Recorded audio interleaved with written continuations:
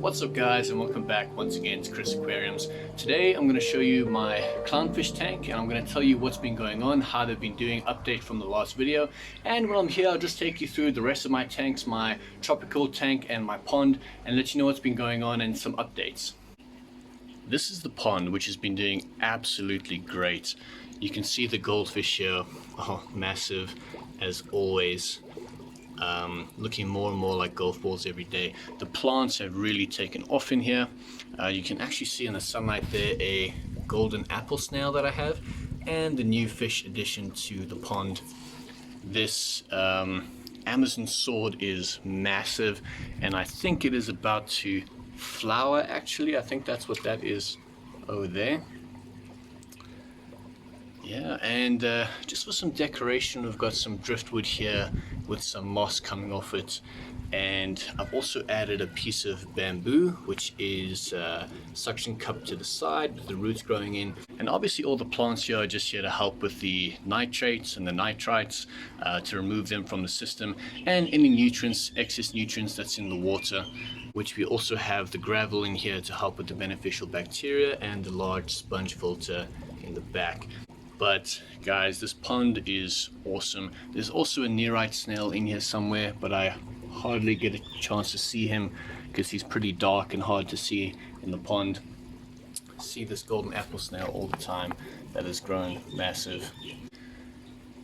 But this pond is really awesome. It gives me something to sit outside and watch and see how everything progresses with the fish life and the plant life. And when it rains, it's pretty much automatic water changes. So this has been a real peaceful and therapeutic addition to the outside patio.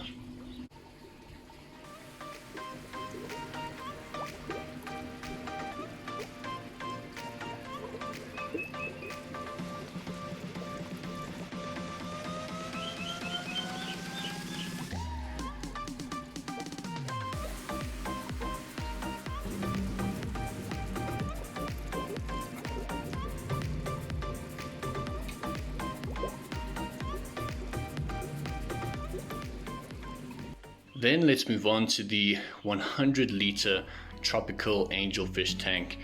This is in my living room, and it is just the best thing to watch and relax to.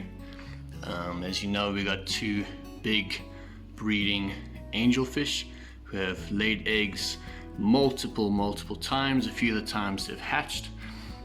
We've got a albino cory cat and a peppered cory cat, and we have the neon tetras, and then we have Harry, the deformed emperor tetra, named Harry because of the lightning bolt shape after Harry Potter. But the plants have been doing great, especially this jungle val. I have to trim it a lot. It started off as just that one over there, and it's gone into 1, 2, 3, 4, 5, 6, 7, and an 8th popping up on the right there. Java fern, more jungle val, and some anubias in the front. This tank is in the living room for a reason, and it's just because it's so peaceful to watch. Again, you know, therapeutic, relaxing. But this tank I've had for a long time. We've covered it a lot on the channel, and it's really just looking beautiful. The angelfish and the neons and the cory cats.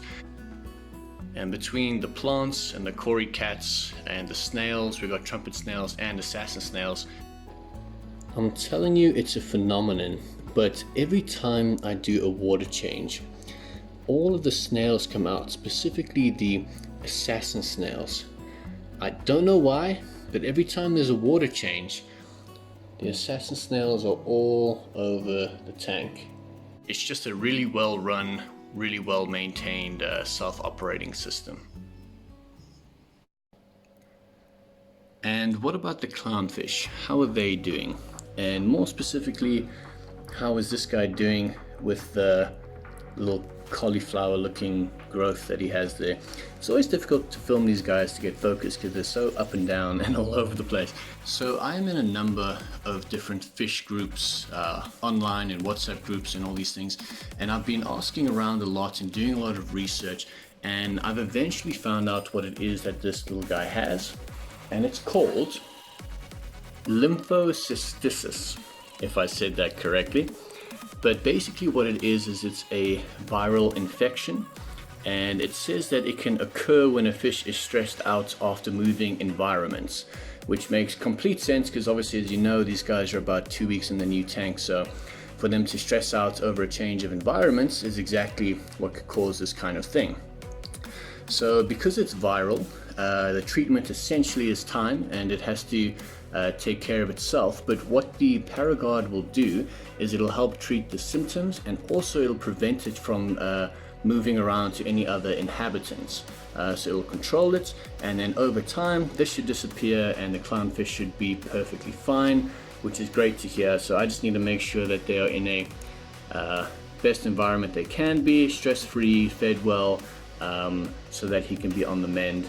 And in order to keep them fed well, I also bought some cyclops.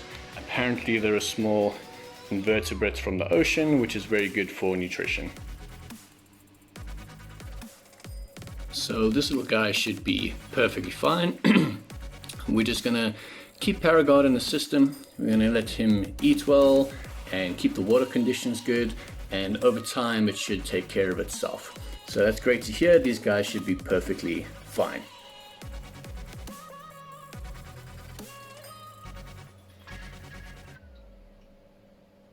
Guys, that's it for today's video. I just wanted to keep you up to date on what's happening with the clownfish. And while I'm at it, why not take you through the other tanks that I have, the 100-liter tropical behind me and the pond that we have outside. So just a bit of an update on all the tanks, how the clownfish are doing, and I hope you enjoyed it, and I hope to see you next time, as always, on Chris Aquariums. They really love this cyclops, by the way. Go crazy for it, darting all around the water to grab it. I think I'll have to feed this more often. They really enjoy it.